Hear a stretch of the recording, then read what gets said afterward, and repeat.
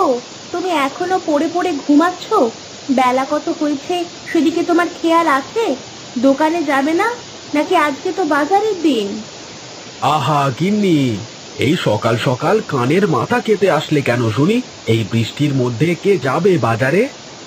কেন, বৃষ্টি হলে মানুষ কি না খেয়ে থাকে নাকি? কেন মানুষ আবার বৃষ্টির দিনে না খেয়ে থাকতে যাবে কেন? বৃষ্টির দিনে তো মানুষ বাড়িতে বসে ভালো মন্দ খায়, তাই না? বৃষ্টির দিনে মানুষ যখন ভালো মন্দ খায় তখন বেশি করে কাজ করতে হয় নিশ্চয়ই। কাজ না করলে খাবারটা আসবে কোথা থেকে শুনি? না না, দিলে তো দিলে, একদম মুডটা নষ্ট করে দিলে। কি সুন্দর শুয়ে শুয়ে জানালা দিয়ে বৃষ্টির ফোঁটা গুনছিলাম, তুমি তো সবটা নষ্ট করে দিলে। হুর। তাড়াতাড়ি উঠে চারটে গিলে নিয়ে বাজারে যাও। বললাম তো বাজারে যাব না। তুমি যাও তো এখান থেকে, আমাকে জ্বালিও না। আমার কথা তোমার মাথায় ঢুকলো না না? দাঁড়াও, দেখাচ্ছি মজা।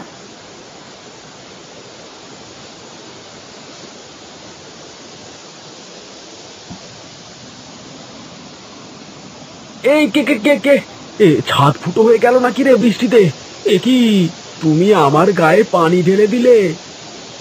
বেশ করেছি, এখন উঠে বাজারে যাও, নইলে এবার ঠান্ডা জলের জায়গায় গরম জল ঢালবো। এই গোপাল দাদা, গোপাল দাদা, এই দাঁড়াও দাঁড়াও, আমিও যাব। আরে কানাই, আয় আয় তাড়াতাড়ি আয়। এটা এই বৃষ্টি বাদলের মধ্যে কোথায় চললে দাদা? কোথায় আর যাব বল, সকাল বেলায় বৃষ্টির মধ্যে ঘুমিয়েছিলাম, বউ এসে গায়ের উপর পানি ঢেলে দিল।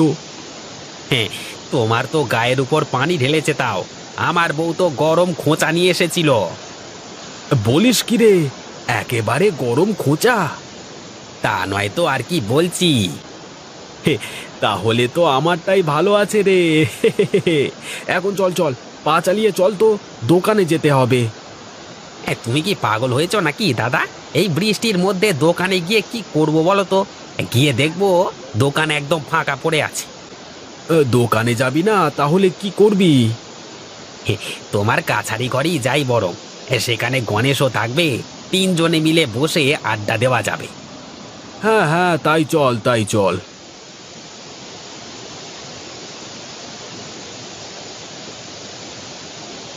আরে গোপাল কানাই, আয় আয়, আমি তোদের জন্যই অপেক্ষা করছিলাম। জানতাম বৃষ্টি হচ্ছে, তো তুই ঠিক আসবি। হ্যাঁ হ্যাঁ, বৃষ্টির দিনে বাজারে গিয়ে তো আর কোনো কাজ নেই, তাই ভাবলাম কাছারি ঘরে বসে তোমার সাথে গল্প করি। তবে তুই ভালোই করেছিস, আমি একা একা বৃষ্টির ফোঁটা গুনছিলাম, এখন বসে বসে গপ্প করা যাবে একসাথে, কি বলিস? হে হে, বৃষ্টির মধ্যে বসে আড্ডা দেওয়ার মজাই অন্যরকম গো। হ্যাঁ রে হ্যাঁ, ঠিকই বলেছিস। এই রে, ঘরে তো নুন শেষ, এখন কি করি? মানুষটাও তো বাজারে চলে গেছে। যাই দেখি, মিনতি দিদির কাছে একটু নুন পাওয়া যায় কিনা দেখে আসি।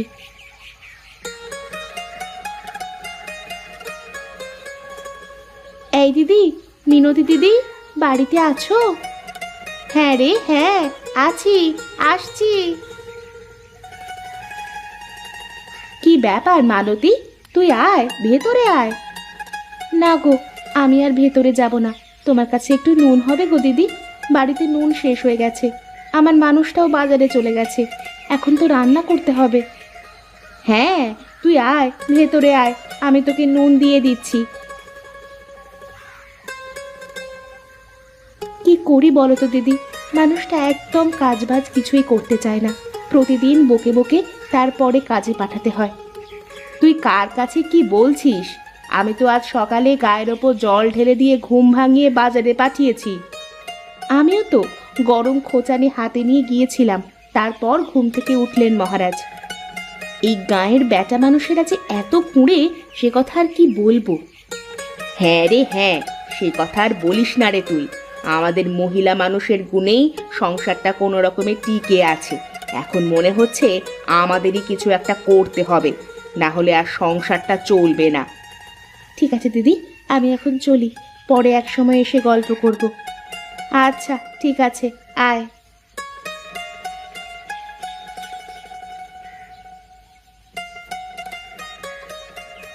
এই যে সুজয় দাদা, শুনছো? বাজার থেকে ফিরলে মনে হচ্ছে। হ্যাঁ, একটু বাজারে গিয়েছিলাম বাজার করতে।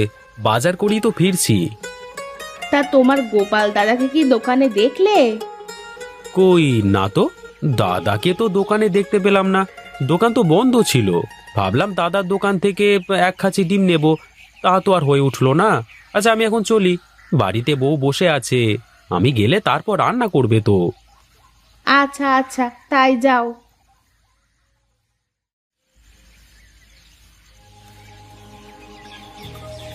এই রে, এ গিন্নি কি বুঝে গেছে নাকি আমি দোকানে যাইনি? রেগে সাপের মতো গজগজ করছে তো। না, কোনো কিছু বুঝতে দেওয়া যাবে না। আগে গিয়ে দেখি পরিবেশটা কেমন। হে হে হে হে হে হে। কি গো গিন্নি, কি হয়েছে তোমার? হ্যাঁ, তুমি ঝাঁটা হাতে করে বাড়ির বারান্দায় কেন বসে আছো? হ্যাঁ, ঝাঁটা হাতে কেন সেটা বুঝতে পারছো না? তোমাকে আজ আমি ঝাঁটা পেটা করব। সে কেমন কথা? আমাকে আবার ঝাঁটা পেটা করবে কেন? আমি আবার কি করেছি? কি করেছো বুঝতে পারছো না? না, তা তুমি সারাদিন কোথায় ছিলে? এই রে, গিন্নি বোধহয় বুঝতে পেরে গেছে। এই না না, কিছু একটা বলে বাঁচতে হবে। ওরে বাবা! আরে শোনো শোনো গিন্নি, আমি সকালবেলায় বাজারে গিয়ে দোকান খুলে অনেকক্ষণ বসেছিলাম। পরে বাজারে কোনো লোকজন না দেখে দোকানটা বন্ধ করে বাড়িতে ফিরতেই যাচ্ছিলাম, এমন সময় এই কানাই আর গণেশের সাথে দেখা হয়ে গেল। তাই ওদের সাথে গল্প করছিলাম আর কি। কিন্তু সুজয়তা বলল তুমি নাকি বাজারেই যাওনি, দোকানই খোলনি। অনেক হয়েছে, আর নয়। এবার থেকে আমি দোকানদারি করব, আর তুমি বাড়ি বসে রান্না বাড়া করবে।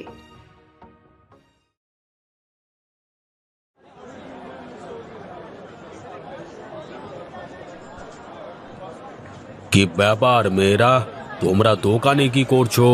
তোমার স্বামীরা কোথায়?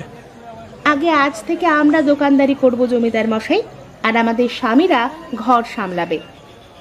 না না না, এ হবে না। মেয়েদের কাজ ঘরে থাকা, বাজারে দোকানদারি করা নয়। আমি থাকতে আমার এই বাজারের মাটিতে কোনো মেয়েরা দোকানদারি করতে পারবে না। এখন বাড়িতে গিয়ে তোমাদের স্বামীকে দোকানে পাঠিয়ে দাও, যাও। কিন্তু জমিদার মশাই, স্বামীরা ঠিকঠাক কাজ করে না, ওরা যে খুবই অলস। সে যাই হোক না কেন, তোমরা এক্ষুনি বাড়ি যাও, আর কখনো বাজারে পা রাখবে না, ঠিক আছে? এখন কি করবি রে দিদি? জমিদারের কথা অমান্য করে বাজারে তো আর দোকানদারি করা যাবে না। হ্যাঁ, তাই তো। কিন্তু কিছু একটা তো করতেই হবে আমাদের। কিন্তু কি করবি? বুদ্ধি পেয়েছি। জমিদার বাবু আমাদের বাজারের মাটিতে পা দিতে নিষেধ করেছেন। আমরা এক কাজ করি, পানিতে দোকান বানাই। পানিতে? মানে পানিতে আবার কেমন করে দোকান বানাবি?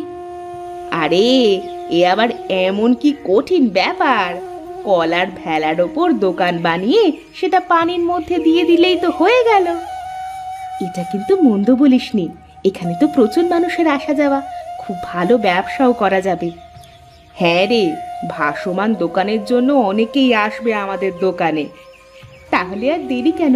চল চল, কাজে লেগে পড়ি। চল, এখন বাড়িতে চল, কাল সকাল থেকে কাজ শুরু করা যাবে। আচ্ছা ঠিক আছে, চল। এই কানাই, আমাকে কলার গাছগুলো দে দেখি। সবগুলো বাঁশের সাথে বেঁধে ভেলা বানাতে হবে। হ্যাঁ হ্যাঁ, দিচ্ছি দিচ্ছি। এই নাও দাদা, গাছগুলো সব বাঁশ দিয়ে একসাথে করে বেঁধে ফেলো। আমার হয়ে গেছে, ভেলা একদম তৈরি হয়ে গেছে। হে, আমাদেরও প্রায় দোকান বানানোর কাজ শেষ।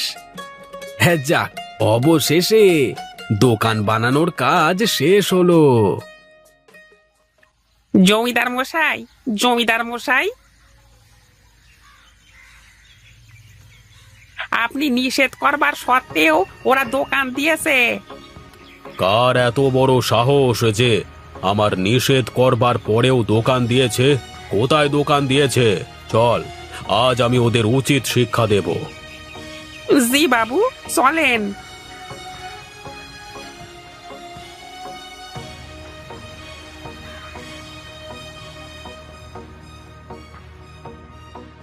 কিরে, তুই কি আমার সাথে মশকরা করছিস নগেন?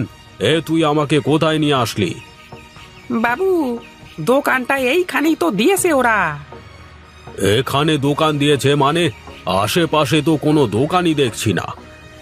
বাবু বাবু, এই দূরে তাকিয়ে দেখুন, ওই নদীর মাঝখানে ওরা দোকান দিয়েছে, ভাসমান দোকান।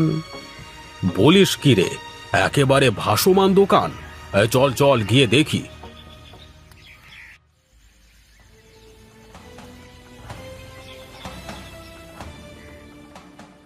বাহ, কি সুন্দর বুদ্ধি তোদের!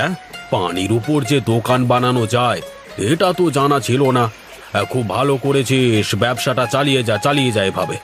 আর যদি কোনো কিছুর দরকার হয় বা কোনো সমস্যা হয় আমাকে বলবি, তাহলে আমি আছি তোদের পাশে, বুঝলি? আপনাকে অনেক অনেক ধন্যবাদ জমিদার বাবু। আসুন, এক কাপ চা খান। আপনি আমাদের দোকানের প্রথম খরিদ্দার। আপনি এটা কি করলেন বাবু? আপনি তো গিয়েছিলেন ওদের শাস্তি দিতে, কিন্তু আপনি এমন কেন করলেন? তোর কথা শুনে জীবনে অনেক ভুল কাজ করেছি, আর ভুল কাজ করব না। এক্ষুনি আমার চোখের সামনে থেকে দূর হয়ে যা, দূর হ। এইসব আপনি কি বলছেন বাবু? আমি কোথায় যাব? এটা তো মাঝ নদী। কোথায় যাবি? দাঁড়া, দেখাচ্ছি। হট! এখন যা, গোপালের ভাসমান দোকানে গিয়ে চা বিক্রি কর।